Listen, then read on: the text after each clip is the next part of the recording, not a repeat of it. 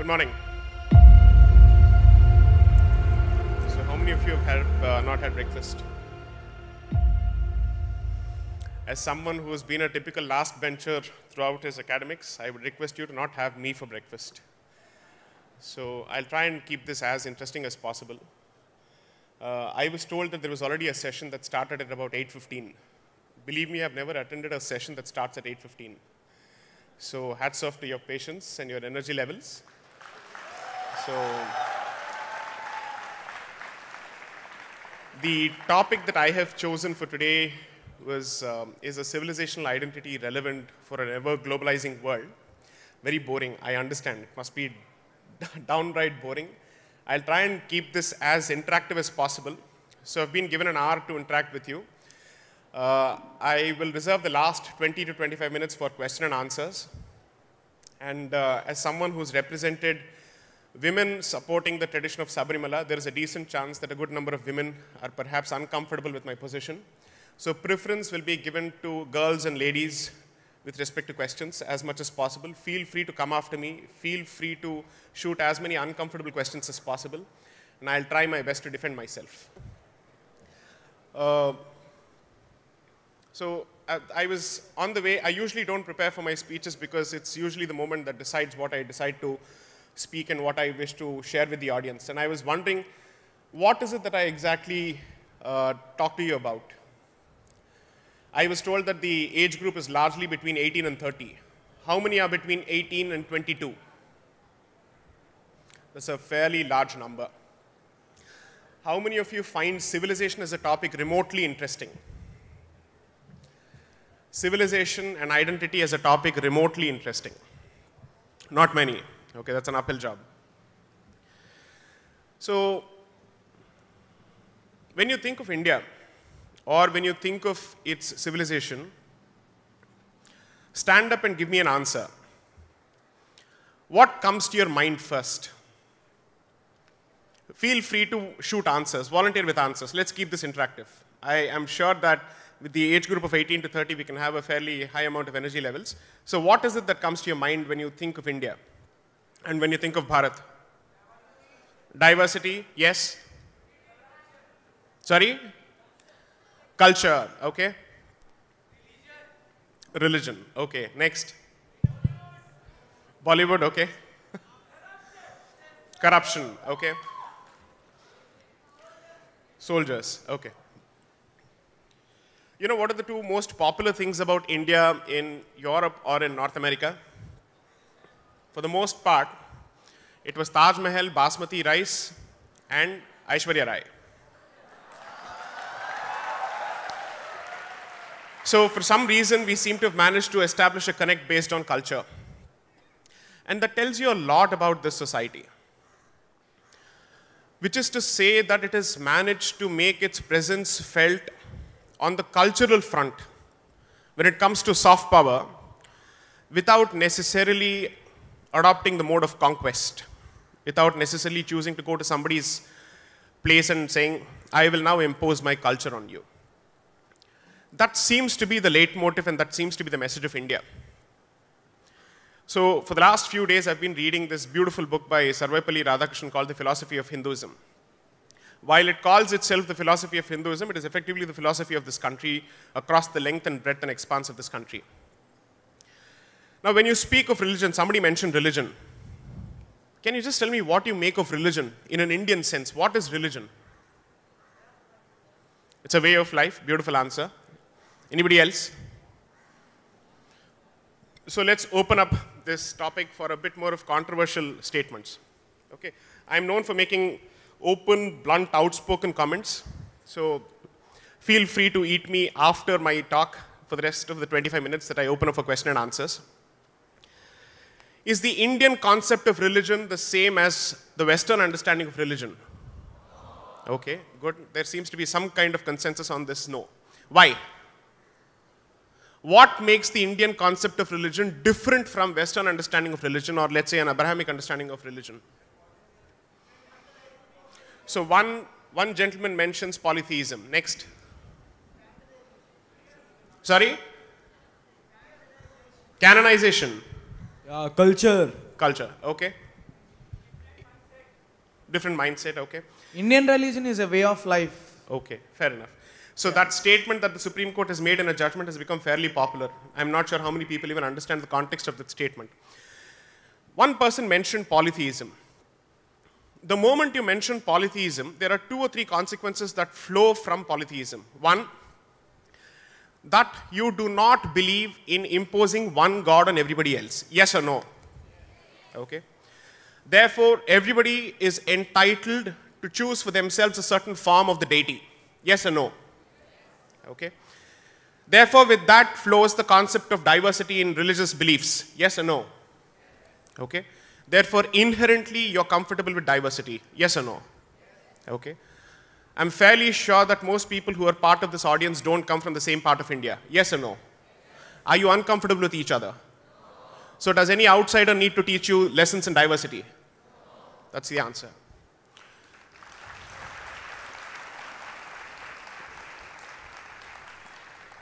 Frankly speaking, I've been trying to grapple with this concept called dharma for a very long time. I'm someone who's perhaps a bit religious, largely cultural, and certainly not spiritual. If you ask me to sit through a class of meditation, trust me, the loudest snore would be from me. I'm incapable of meditating. Because it's a restless mind, I prefer something that has a lot more of action. I prefer to watch a puja or a homam or a yajna being performed as opposed to meditating. That's something that's part of my nature. I can't help it. The one thing that I've tried to understand is, what is this concept of dharma? Why is dharma so different from religion? So, I've been trying to read some literature about it. Allow me to put you through this torturous treatment for the next 5 minutes and explain what is the concept of dharma, because that is largely going to explain the concept of civilizational identity. There is an individual and there is the society. Think of the individual as someone who's driving his car, and the society performs the role of having a traffic signal. If free will were to completely dictate the course of the person's choice, can you legitimize the concept of a traffic signal? If free will and independent choice and individual choice were to be absolutely supreme, if you look at the entire concept from that standpoint and from the standpoint of individual, the traffic signal would come across as oppressive, correct? And if the traffic signal were to dictate every twist and turn that you make, and were to decide how you are supposed to move your steering wheel at every moment, that would be an oppressive social control, correct? Yes. But what is it that keeps the traffic moving as much as possible with very few accidents as possible? The balance that you strike between the individual's right to drive in a manner he chooses, in a manner it pleases him, and the society's right to impose a certain boundary condition to ensure that he does not come in the way of others' safety. That would be the definition of balance, right? Individual choice meets societal responsibility. That effectively is the definition of dharma. Which is to say, an individual must have the maximum possible ability to express himself. So if anybody tells you that Indic religions or Indian civilization is largely anti-individual because it imposes social control, they really don't know what they're talking about. Because I can't think of any other architecture, any other civilizational architecture, any other religious architecture, any other faith-based architecture, which gives so much of latitude to individuals to do what they wish to do. Are you forced to go to a Sunday school? Are you forced to go to a temple on a regular basis? That is inherently because it believes in giving you a certain amount of latitude and allowing you to decide what is right for you according to your temperament. This flexibility, over a point of time, if it were to be abused, it is entirely a right-based discourse, which is to say, I have the right to do this, I have the right to do that. But if the entire discussion is about rights and there are no duties involved, who takes up the responsibility of ensuring that there is order in the society? This balance between right and duty is effectively what defines dharma. As a consequence, it does not require you to have a belief in a certain deity. It does not require you to adhere to traditions merely because they have been followed for 2,000 years or 5,000 years or 7,000 years. It allows you to decide what is relevant for a given time and circumstance, keeping in mind that there is a fundamental definition of dharma that needs to be adhered to. This is effectively what dictates and distinguishes dharma from other non-dharmic religions, which is why you don't have one central book, which is why you do not have one central organization that decides to dictate the destinies of each and every person of this community. Frankly speaking, we are an agglomeration of multiple schools of thought. There is no one school of thought except for the commonality that we have chosen not to impose one school of thought on others. And that is the only thing that ties you, that is the only thing that makes you common. And this is effectively what distinguishes most religions, or at least all religions that have come out of this particular country from religions that have come from elsewhere. I'm not saying what is right and what is wrong. I'm merely trying to tell you what is it that separates the faith process and the thought process of this country from other countries, which is why it has been possible for you to have diversity, which is why it has been possible for you to exist, notwithstanding the number of languages that India has. How many languages do we have? At the very least, 1,500, that's a very conservative number.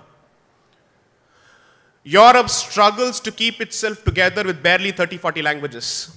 And most languages there are at least similar to each other. Notwithstanding the fact that there is a fair amount of faith-based homogeneity, they're largely of the same religion, and still they struggle because they have not cracked the code of what is diversity. And that is the central point that India tries to convey.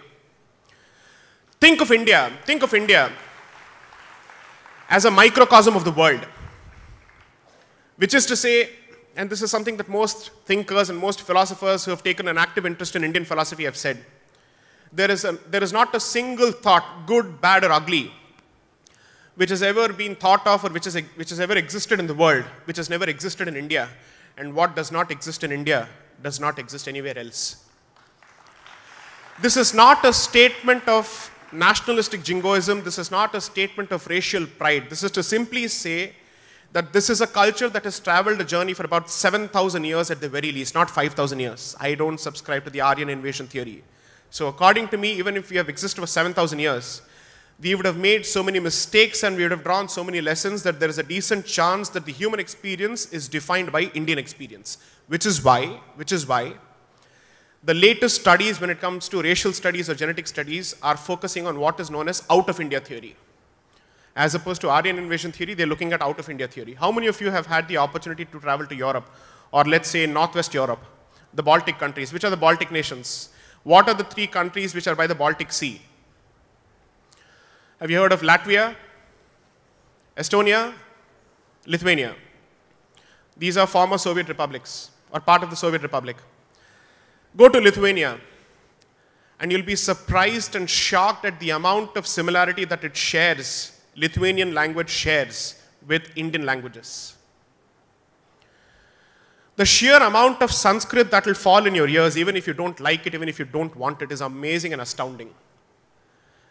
So for the better part of the last 200 years, the course has been, perhaps they came from outside and therefore there is similarity between Indian languages and foreign languages. But the fact is it's not Euro-Indian languages, it's Indo-European languages, and therefore it must have gone from here to there. So try and take some interest in some of these studies because it will help you understand what is our identity. But why is our identity so important? Are we saying that Indians are the best in the world, or are we saying that Indian thought is the most supreme in the world, or an Indian faith is the best in the world, and there is no route to heaven that does not go through an Indian religion? Is that the statement that we make? Have you ever heard of an Indian faith make the statement that if you do not approach God through the temple and temple alone as an institution, you will only reach hell? Have you ever heard that statement? Because that is something that is fundamentally incompatible with our thought process. In fact, we even go to the extent of saying that you don't need to believe in God. Can you name an Indian religion that does not believe in God? An atheistic religion and an agnostic religion both exist as part of dharmic faiths. Name the 2 religions. Let's see how much you understand of Indian faiths. Does Buddhism believe in God? The answer is a no. It believes in nirvana, it believes in karmic theory, but it certainly doesn't believe in the existence of one supreme deity. Jainism is undecided, and which is why it falls within the basket of agnosticism. Why is all of this important? How does this help you at your stage of life? How does identity matter to people who are 15-year-olds, 18-year-olds, and 20-year-olds? How does it make a difference? Why is your name so important? If somebody were to constantly call you from a name that is different from yours, would you respond to that name? Do you or do you not associate name with your identity? Yes or no? Yes. Therefore, it is at least clear that identity matters to you. Your personal identity matters to you. Yes or no? Yes. So if your personal identity matters to you, then the identity of a group of individuals too must matter. Because at the end of the day, they perhaps have something in common. What is your understanding of history? What do you mean when you say history? What is history at the end of the day? When you say India's history, what is India's history? What is the sum and substance of history according to you? Just use it in one word. It is the story of your journey which explains where you are, what you are, and how have you arrived at that particular place, defining who you are at that particular point of time. Therefore, it is the sum and substance of your identity. Yes or no? Your past plus present is effectively your identity. And the way you choose to go forward is future. Correct? That's the definition of identity. The one thing that we must realize over a point of time, and each day the course of politics is telling us, perhaps with greater reinforcement and greater vigor, that if you do not have a clarity with respect to your identity, your state of confusion will be constantly attacked and exploited to fill it with an alien identity which is perhaps incompatible with the belief of this particular land. I'll make a bold statement. Do you or do you not believe that the Indian version of Islam is different from a non-Indian version of Islam? Yes or no? Yes. How is that possible? Or how has that become possible? Because at the end of the day, religion has to interact with the environment. And therefore, religion has to interact with the cultural heritage of that particular place and the language of that particular place. Can you rule out the possibility that there must be at least one Muslim who is from Kerala or from Tamil Nadu who does not understand either Urdu or Arabic? Correct? If that is the case, clearly religion plays a certain role, perhaps about 50 to 60%, but the rest of the role is played by what? Your surrounding, your culture, the language, the people you interact with on a daily basis, at least 12 hours a day. Therefore, when you're looking at identity, when you're looking at civilizational identity, you must realize that religion perhaps plays a role, but beyond that, what plays a role is the culture of that particular place. And on a daily basis, if newspapers are any reflection of the state of discourse on a daily basis, what is the subject of discussion is identity. Either it is gender-based identity, or language-based identity, or region-based identity, or religion-based identity, and the most favorite all, caste-based identity. So if identity is so inseparable from your life on a daily basis, is it possible for you to ignore identity and hope that your utilitarian qualifications, which is to say I'm an engineer, I'm a doctor, I'm a lawyer, and can that be the whole and soul of your identity? If there is a Chinese engineer, there is an American engineer, there's a German engineer, and there's an Indian engineer, and let's take for granted that their qualifications are the same and their skill sets are the same, what separates them from each other? What separates an engineer who comes from different nationalities from each other? It is their national identity, it is their cultural identity. And why is that important? Because ultimately it defines or it conditions the manner in which you think. It dictates, even subconsciously, even without your own knowledge, the manner in which you approach a certain problem. If you've lived in a homogeneous society where there is absolutely no diversity, it is that society which has to give lessons on diversity to its employees. Are there any Indian organizations which are aware of which have diversity courses for its employees, for any multinationals? For a Punjabi who comes to Kerala, is there a diversity course? Or is there a diversity course for a Malayali who goes to the Northeast? This is something that you need to understand. The sum and substance of my attempt, wherever I've gone to speak to youngsters, is to try and instill in them a certain amount of cultural respect, if not cultural pride. Because the word pride could have a negative connotation wherein you could end up thinking that he's asking us to believe that we are superior to others.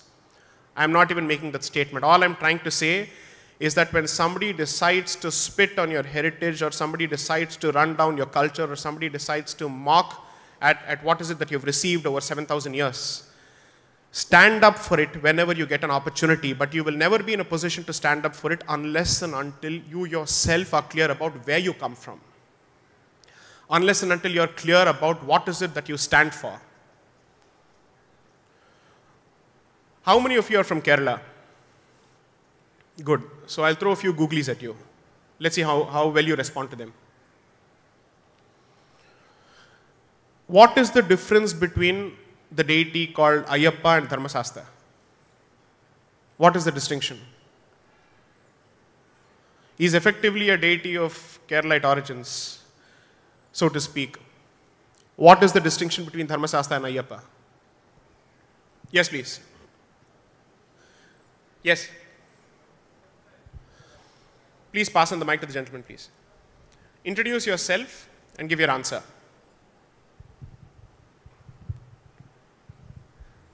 I'm Adul. I'm from Pandalam. Okay, in Sabrimala, he's in the form of Naishtik Brahmachari. Good. And in Shasta, he's in the form of a child, Balashasta. Right. That's the difference. So he's got the answer 70% right, and a huge round of applause for him.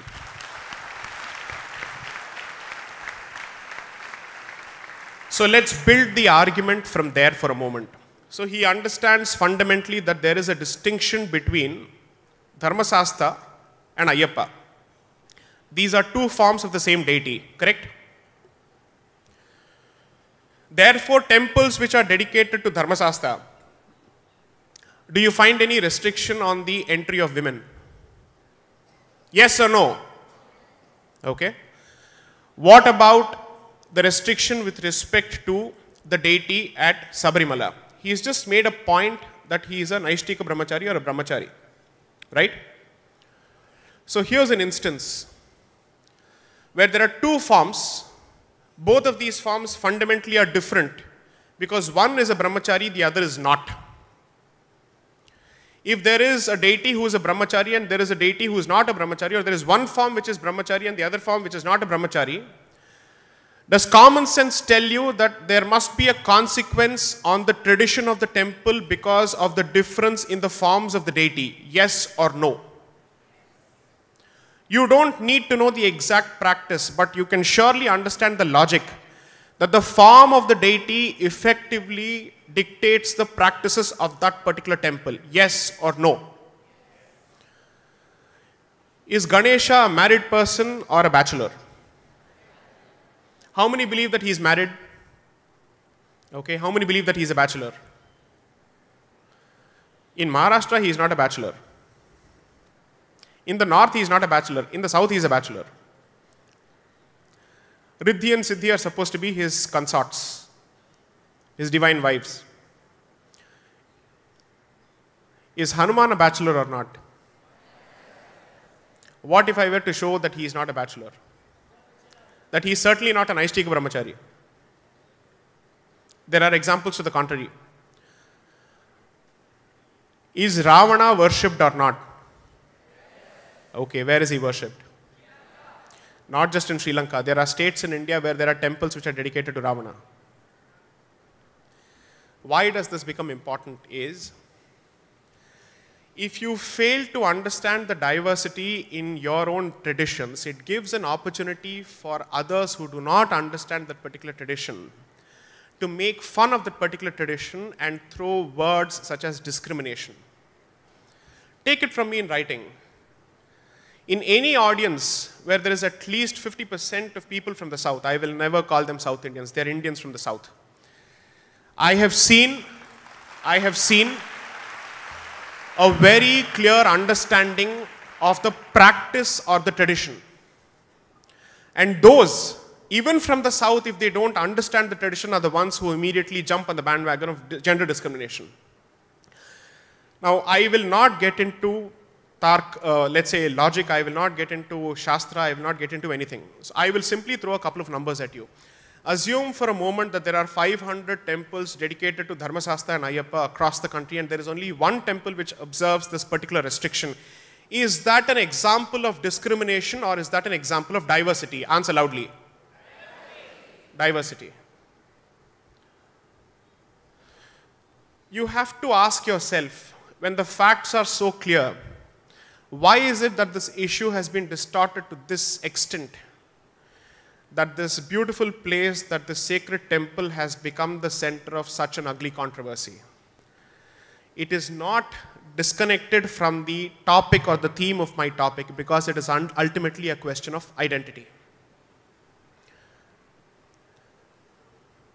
I see the movement supporting the tradition of the Sabarimala temple as a movement of assertion of the indigenous identity, which is basically saying, stop looking at us from the lens of an outsider, stop looking at us from the lens of a Britisher, stop looking at us from a colonial lens. You don't understand us, therefore you do not reserve the right to judge us, is the basic point of this entire movement. Can you decide or pass a comment on something unless and until you understand it? Can you make a comment on physics or mathematics or even classical music or Carnatic music or dance form on its technicalities unless and until you're a student of that particular subject? Is it possible? Yes or no? Will you ever make the mistake of speaking on a subject that you're not aware of? Then how is it that so many of us have such fantastic opinions on this particular issue without knowing what the tradition is about?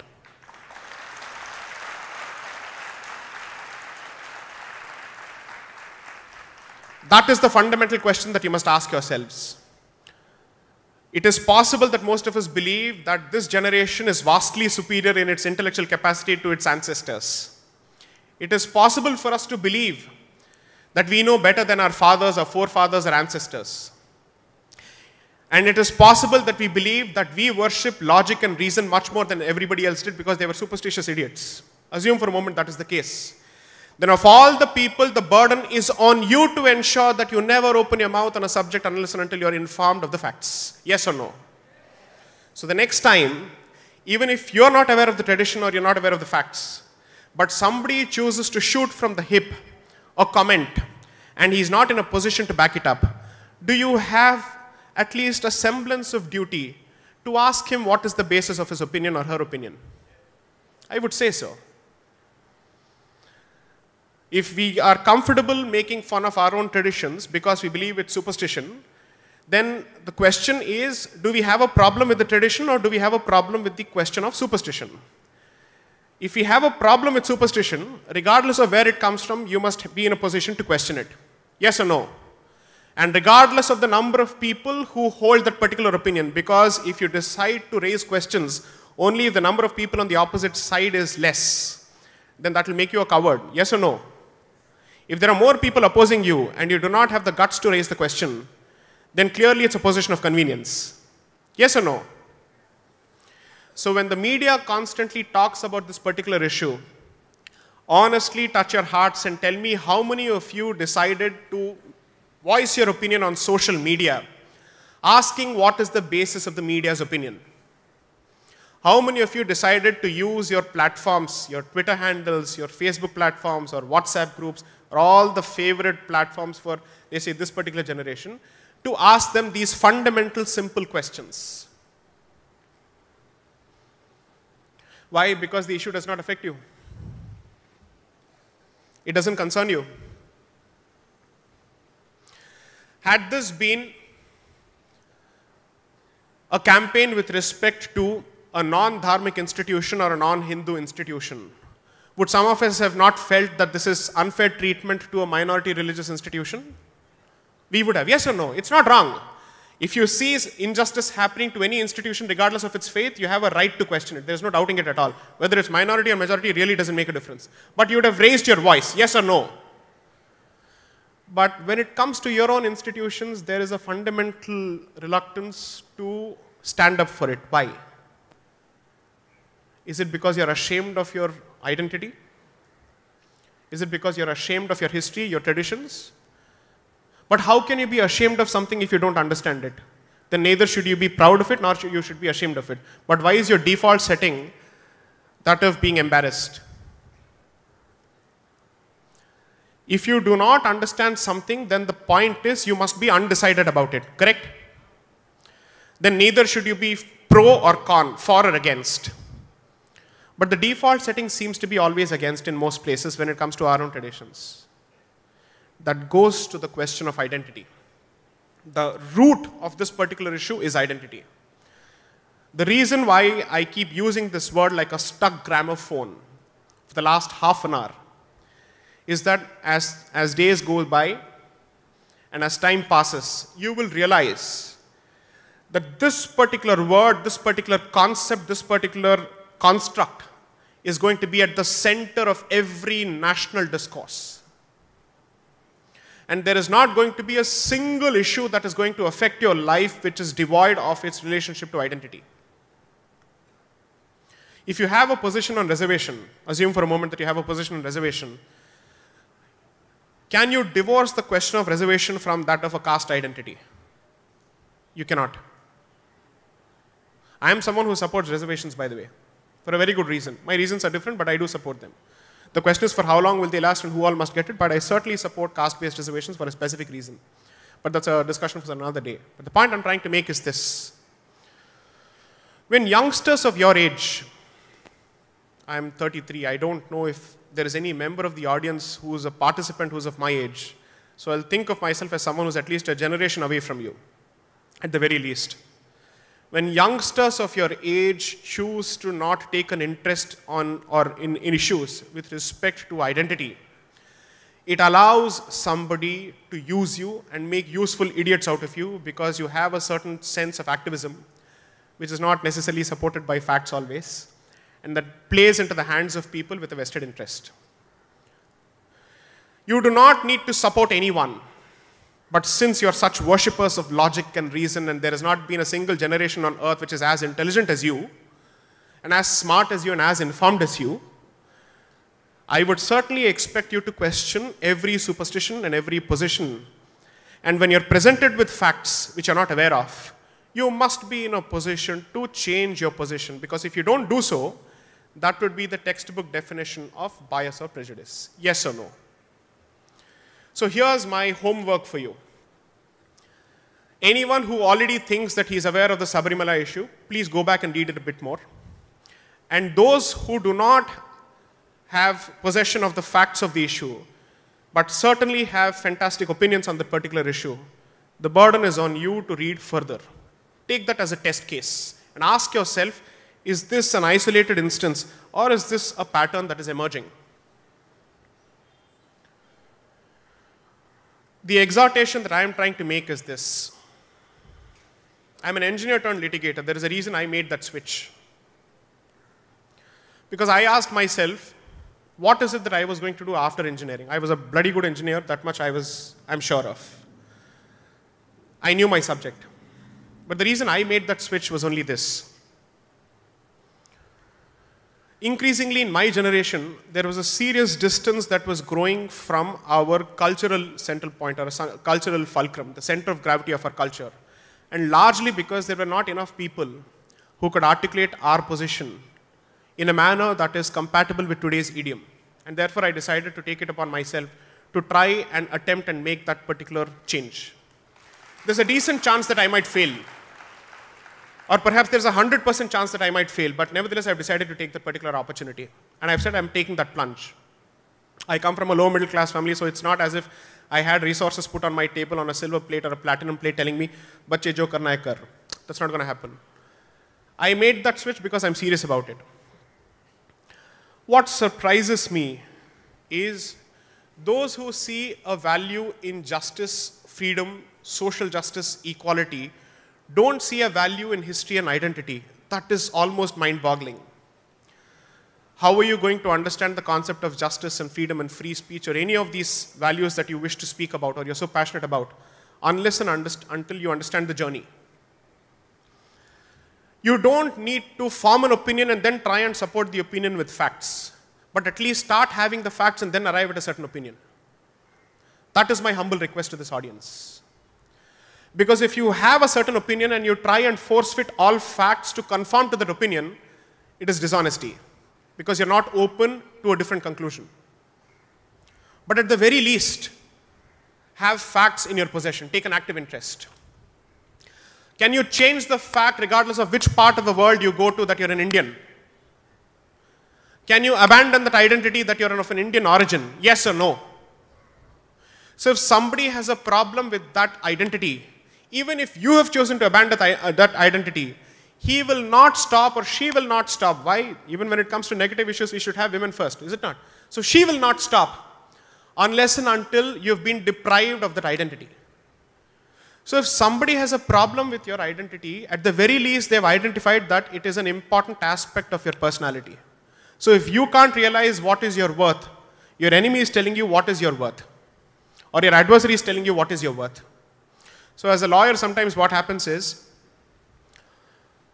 when there are two arguments or two parties, sometimes you don't know which is the argument which he is going to start with, because you're not able to decide which argument is important. What we do then is that we wait for the first argument that is going to be made for the other side, from the other side. Because that tells us what, according to him, is our weakness or our strong point which he wants to dilute. Because that tells you what is the game plan. My request to you would be only this: become engineers, become doctors, become lawyers, do whatever you want. But do not ignore anything that affects who you are as a person, not as a professional. And according to me, and I'm backed by several philosophers and thinkers of this country, dharma and religion is the backbone of Indian identity.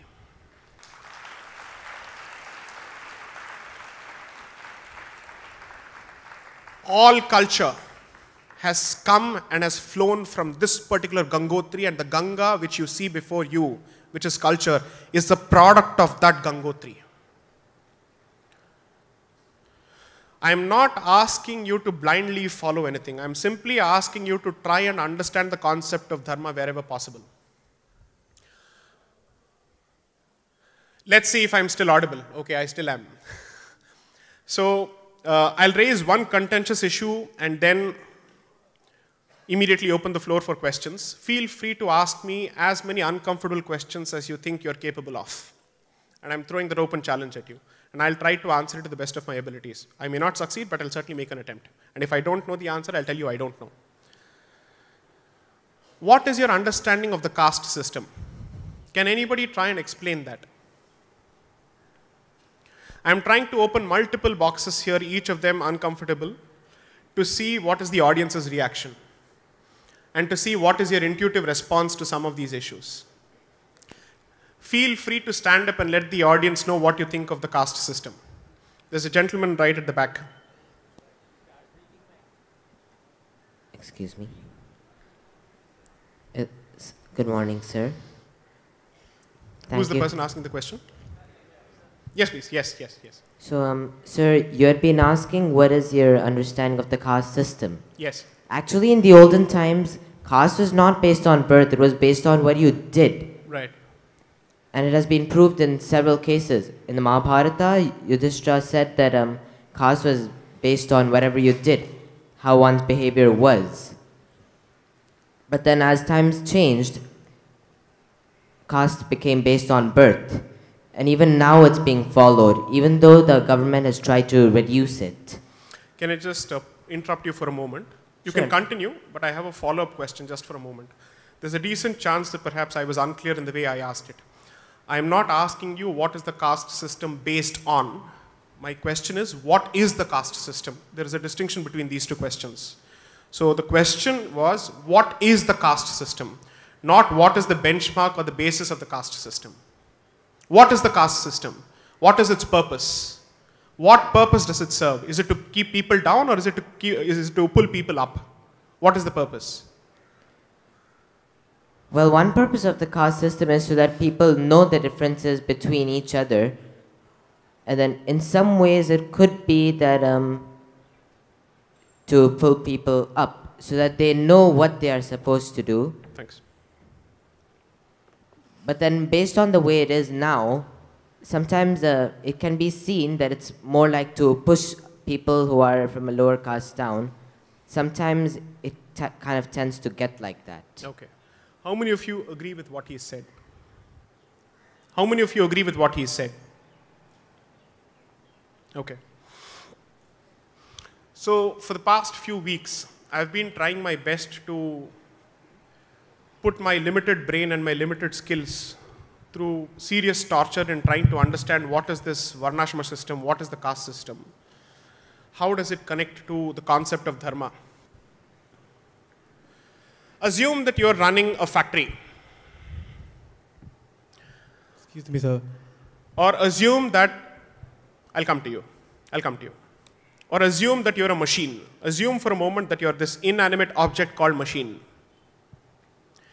Is it possible for the machine as a whole, or one component, to take the position that it is superior to the other? Because if the others were missing, could the machine work? Answer the question. Is it possible for anybody to take the position that in a given organization, it can dispense with a certain category of people altogether and still function as an organization? Yes or no? So, as a lawyer, as someone who argues in court, I'll tell you what is my ecosystem comprised of. I have my juniors who assist me. I have my court clerk who effectively takes care of my dates, who ensures that my files are in order. And I also have an office boy who tries to help me whenever there is a client who comes to visit me. Which of these people is dispensable in my life? I need somebody who attends to the clients who come in. I need somebody to manage my cases to some extent.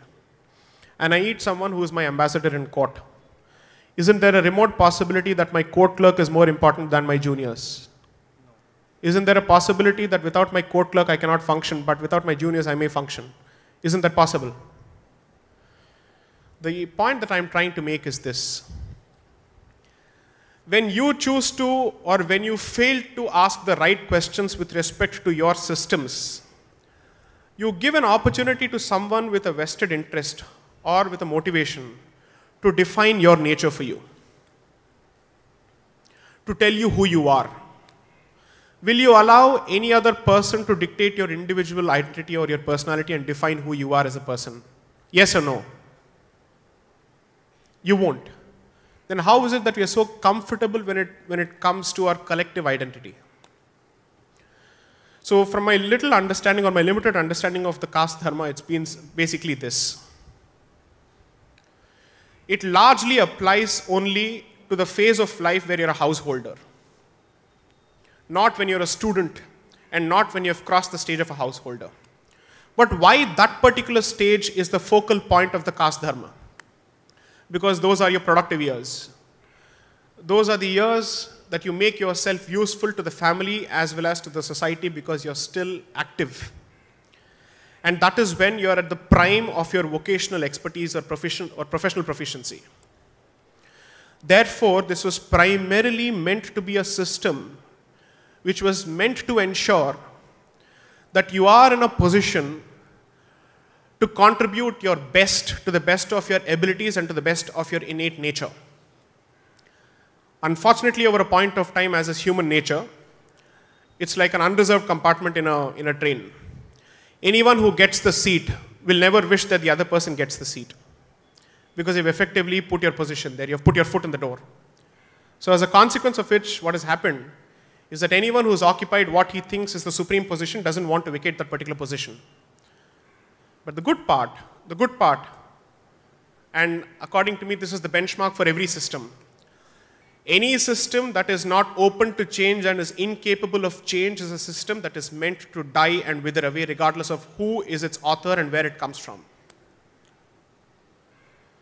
Can you really say, having seen whatever it is that you have seen, that as a community and as a let's say as a civilization, you're incapable of reform?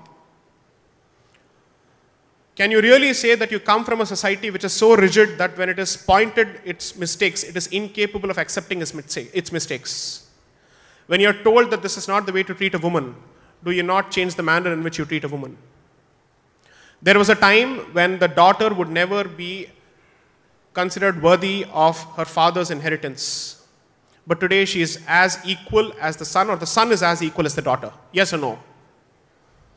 Do you need any further proof of the fact that you are a fundamentally open system which is open to reform, provided there is a need for reform? This is effectively what you need to take away from this particular session. Whenever there is a discussion on religion, on history, on society, on rights, on discrimination, do not start with an opinion, start with facts. That is the fundamental distinction between an activist and a researcher, because an activist effectively decides the position and holds on to the position regardless of the facts which are presented to that particular person, he or she or she or he, in whichever order you choose to see it. A researcher, a seeker, which is what your civilization is all about, asks the right questions to get the right answer. If you were to ask the question, can I smoke when I pray? Isn't it distinct from asking the question, can I pray when I smoke? There is a distinction between the two questions. And it points towards intent. So my humble request to you would be, enjoy this phase, but also make the maximum utilization of this phase, because you'll never get this time in terms of equipping yourself with maximum abilities or giving yourself maximum tools. The one thing that I regret even till date is that sadly I'm incapable of expressing myself in any language other than English in a decent manner. And that is not a badge of honor at all. That is not a badge of honor at all. A person who cannot even express himself on a public platform in his mother tongue has insulted his origins and his mother tongue, according to me. So if I were to give you 2 or 3 takeaways, 1, be proficient in a language, in an Indian language other than English. Please try and do that. And one of which must be your mother tongue. And pick up another Indian language other than your mother tongue. The reason that you must pick up another Indian language other than mother tongue is because it helps you see the similarity in the culture of this country regardless of where you come from. It's important. Second, whenever there is an issue, feel free to disagree with me or people like me who you see are part of some larger saffron conspiracy, to disagree with us on everything that you think we are wrong. But disagree with us using what you think you are best at than your ancestors, which is facts and logic, not opinions. Start with facts and logic. 3, I am not going to ask you to be religious or spiritual, but at the very least, be proud of your culture. I'm sure that's possible. These are the only 3 takeaways that I have to offer. And just one final thing.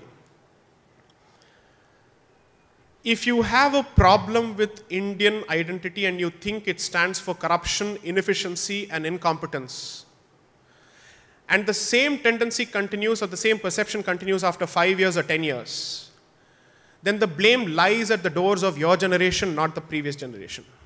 Yes or no? So whichever profession that you decide to take up, at the very least, try to be among the best in the world for that. So recently I had an opportunity to give a lecture at NIT Bhopal.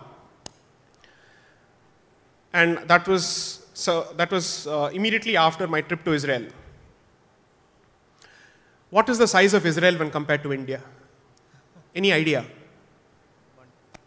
Pardon me, I've taken some time from the Q&A session, but just indulge me a bit. What do you think is the relative size of India and Israel? India is 150 times the size of Israel. Greater Mumbai is perhaps bigger than Israel. 80 kilometers, 280 kilometers, or 200 kilometers. That's it. That's the area. The population of Bangalore is close to the population of Israel. 8.5 million is the population of Israel, and 8.3 million is the population of Israel. Oh, sorry, the other way around. Israel is 8.5 million, Bangalore is 8.3 million. And that country, which is located bang in the middle of a desert, is giving us agriculture technology. Kudos to them and shame on us. Aren't these issues that you can change, or aren't these aspects that you can change? Assume that you come from an engineering college and each batch has, let's say, about roughly 600, 700 students spread across 7 to 8 engineering streams. Is it really difficult to produce 5 startups from one batch? Technical startups, technological startups. Is it really that difficult? If it is doable and if it is achievable, and still it doesn't happen, really do you have the right to question your ancestors when the present is in your hands? Your ancestors have built temples we can't imagine today. It's impossible to conceive of such temples of such grandeur, of such scale, of such intricate design, and of such scientific temper. So we really are not in a position to sit and comment on our ancestors unless until we are in a position to prove that we are different in action and conduct from them. In a good way, of course. Questions, please. Yes, sir. Hello. Yeah. Yes. Sir, good morning, sir. Sir, myself Prateek Agarwal from Team 26. My answer to your first question, what is basically caste system or what on basis? I think it is like an organization in which different persons are assigned different jobs so that there can be a harmonious way in which work can be done. And this is same like a lawyer who has achieved a degree of lawyer, practiced lawyer. He can't be a doctor unless and until he chooses to do medical. The same way is the caste system, the earlier. And I have a question for you also. You said you have a view and the people have different view. And the Supreme Court is going to have a trial on Sabrimala temple. I'm not interested in the verdict.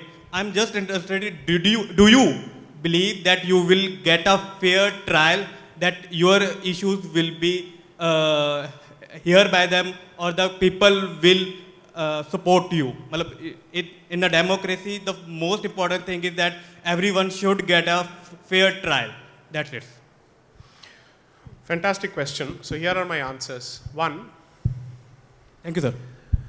as someone who respects his profession and also the forum that he practices before, I'm putting my faith in that institution to be fair to our point of view and not be driven by the media narrative.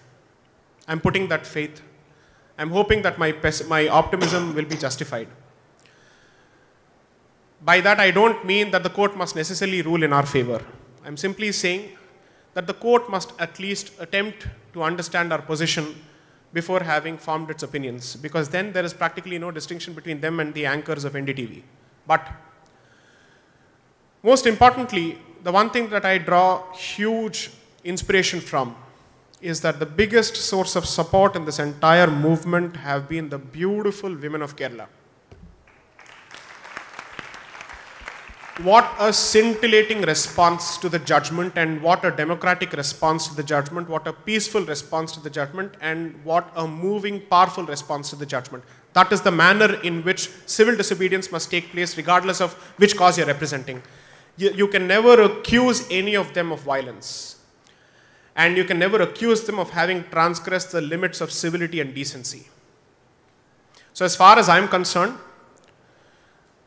I'm inspired by one or two facts. One, that the devotees of the temple at least know for a fact that there are enough voices in court which represent their point of view in court.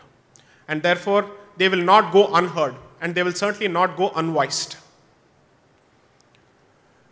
The second thing that I draw serious inspiration from is that of all the people, the one person on the bench who was convinced by our position was the lady on the bench. Out of the 5 people on the constitution bench, it was the lady who ultimately accepted and endorsed our position that the petition deserves to be dismissed. that someone who does not even make the statement that he or she believes in Ayyappa has no right of access to that particular temple, because that is not a public place, that is not a picnic spot, that is not a cinema theater, it is a temple. Therefore, if you do not believe in a place of worship or what the place of worship stands for, and you do not believe in the fundamental tradition of the place, I repeat, and I am absolutely open to being quoted on record, you do not have the right, you do not have the God-given right to enter that place. Good morning, sir. He's been waiting for a while, let him finish his question, and then the next person can ask. Yes. Thank you. Deepak ji, actually, it is not a question, it is the construct of a doubt, a comment, and an assurance from my generation. First, I would like to make a comment. When I'm not talking about the judgment which is a verdict issued by the apex court of this country, but the consequences happened in this land of God, God's own country. I just put up my Facebook status, it's Ayyappa's own country. Absolutely. So proceed. Absolutely. The arrests happened. The 1,200 people has been arrested and harassed. And in the democracy, expressing the protest is the prerogative which is given, prerogative of every citizen of this country, given by the very Indian constitution, has been used as a tool to suppress the same population, unfortunately. This is the comment that I would like to make. And the doubt, is it not the intended intrude between colonial powers to create a caste system? Or is it, is the caste system existing before the colonial powers enter into the Indian society? That is the doubt. And the assurance that I would like to give from my generation is, we are already on the battlefield, the ideological battlefield, on the virtual platform, which we are fighting, better than many the so-called leaders or the what we can say, the representatives of the Hindu society or the Indian society. For example, on October 2nd, I have started... Just to ensure that others, especially I have not had a single lady ask a question or a girl ask a question so far. So in the interest of time, let me respond to your doubt, and perhaps we can continue this offline. Is that okay with you? Can I respond to your question first? Sure, definitely. Yes, please. Yes. So the first point that I wish to make is, I'm happy that you have expressed yourself on social media. But if you think that is the be-all and end-all of your ability to express, then you underestimate yourself, and I would say that you're hitting below your weight. 2, there has been such a mass movement around the Jallikattu protests when a lot of youngsters decided to make their presence felt. A similar movement must start among the youth of Kerala. You won't believe it. Every time in every discussion, this blessed state, this beautiful state, has been blamed for voting the wrong people to power. But the one thing that they've proved is, regardless of who is in power and regardless of what the numbers may be, they will never let go of their dharma. According to me, that's the most powerful statement that could have come from this community, and I'm grateful for the adverse judgment because it has woken up the community like this. So I'm someone who's a die-hard optimist. I see a silver lining in the darkest of clouds. And as far as I'm concerned, the silver lining as far as this judgment is concerned is that it has woken up a society that was in deep slumber.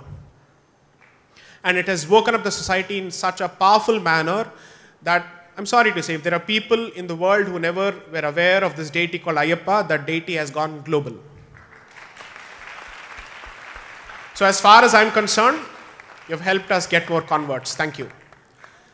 Now, to respond to your point, there's a decent chance that the caste angle or the caste discourse is an invention of the colonial powers. Okay, no problem.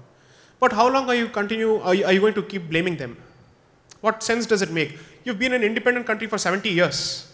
In 70 years, after being bombed out of nowhere, Japan has managed to reach a certain place. Israel has managed to reach a certain place. They've managed to reinvent their identity. They've managed to project their identity.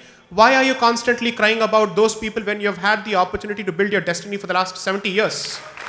Let me finish my point. I will always blame the thief for his intent, his mischievous intent. But I will blame your stupidity for keeping your doors open. And I will blame your apathy for keeping your eyes closed when the thievery is happening and when your stuff is being stolen and you have not had the street smarts to protect yourself. We'll continue this discussion offline. The point I'm trying to make is simply this. Get your history right to the extent of understanding who played what kind of a role in creating a certain mischief or in inventing a certain mischief.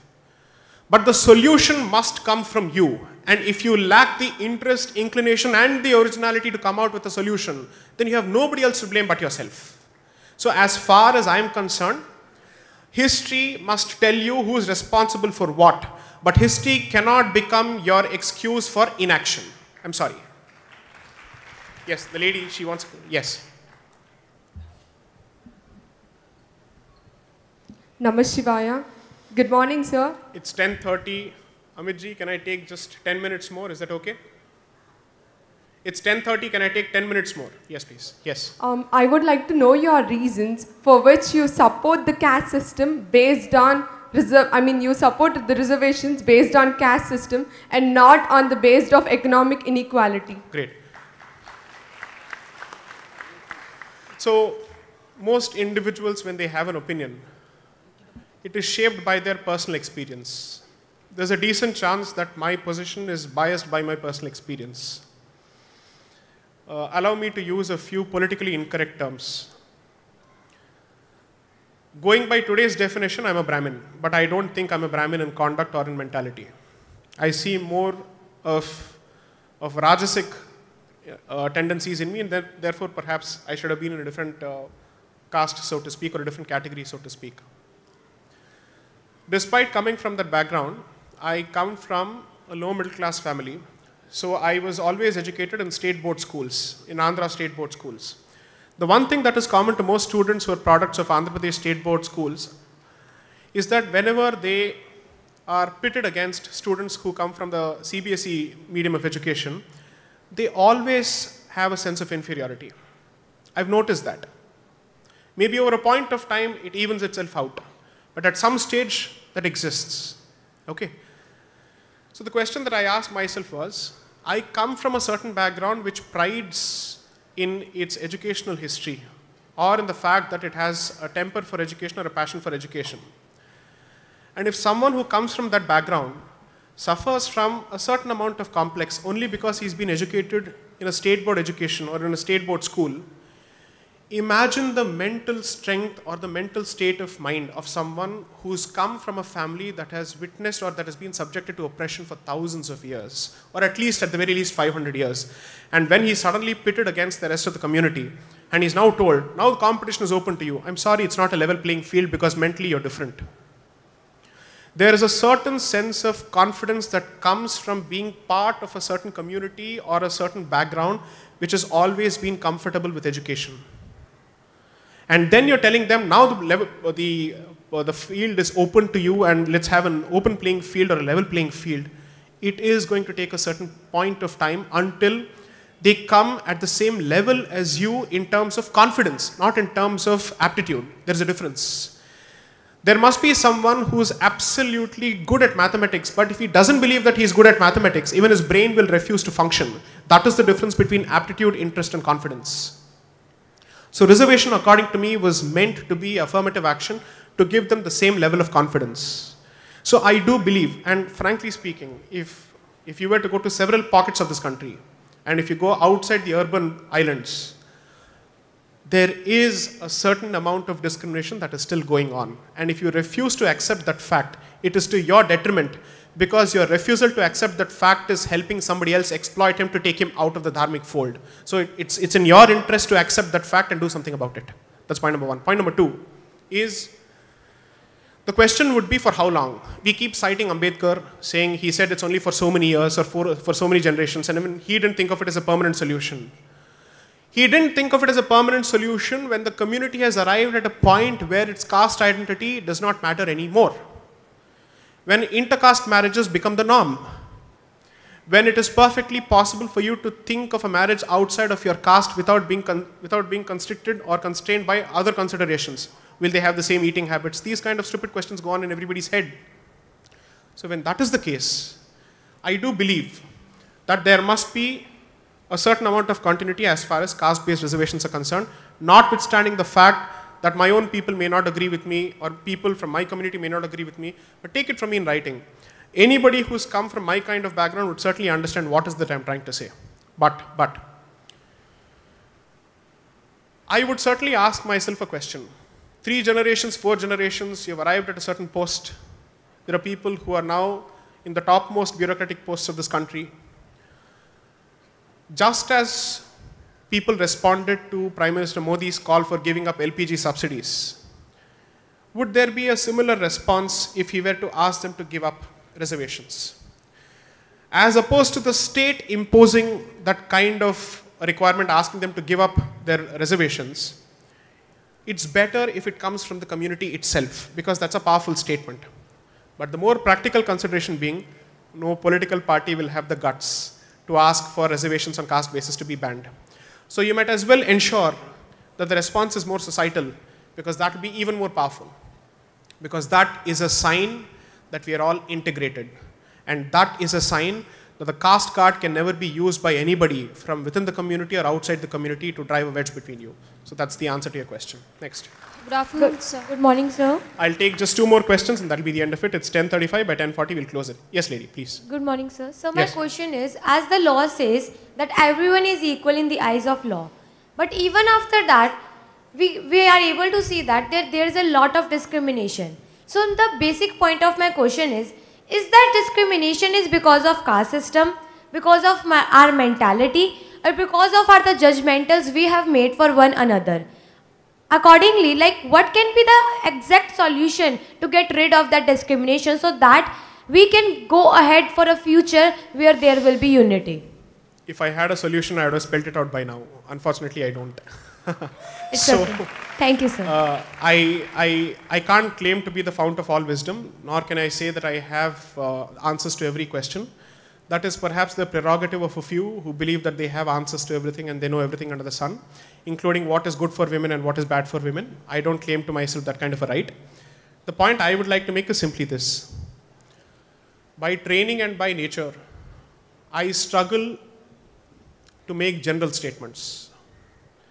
So if you say discrimination exists, I don't know in which sphere, in what fact or what form of industry, what is it that we are specifically talking about, because it's important to give a context. But be that as it may, let me take your general statement for a given, and let's assume that that is the proposition. The one thing that I've realized is the biggest fraud that has been committed on the society by several ideologies is to promise equality and to promise elimination of poverty. Because according to me, neither of them is possible. Yeah, like I'll finish my point. The good thing about discourse is you need to let others finish the point. Let me finish my point. And if you still disagree, we'll continue to agree to disagree. The point is, you can never achieve equality. Not in this society, in no society. Nor will you ever be able to eliminate poverty, not just in this society, but any society. What we can certainly do is change the quality of poverty.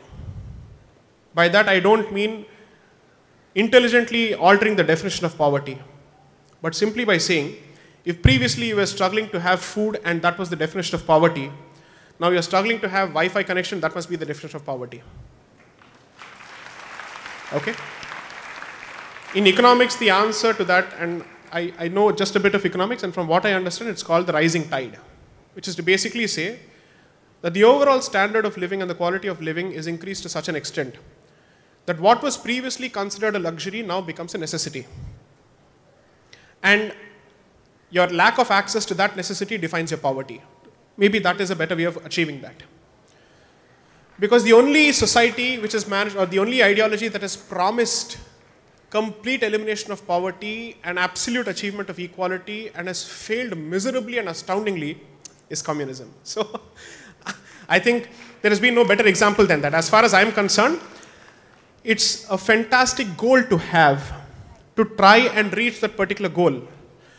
But if you're going to impose artificial restrictions and artificial constraints to make everybody equal, there are two ways of doing it. Rise everybody up or pull everybody down. Do what you wish to do. That's the point. So I don't think it is fair to assume that equality or inequality is peculiar to the Indian mindset, because that is an insult. If you had made this statement about any other community or any other nationality, wouldn't somebody accuse you of racism? So how is it acceptable when you speak of our own traditions? So try and understand that point. As far as I'm concerned, you go to America, they will certainly say racism exists. You go to the best and the most advanced of countries who you look up to for free speech and free expression, even they have a problem. The question is the degree to which the problem exists and the level at which it exists.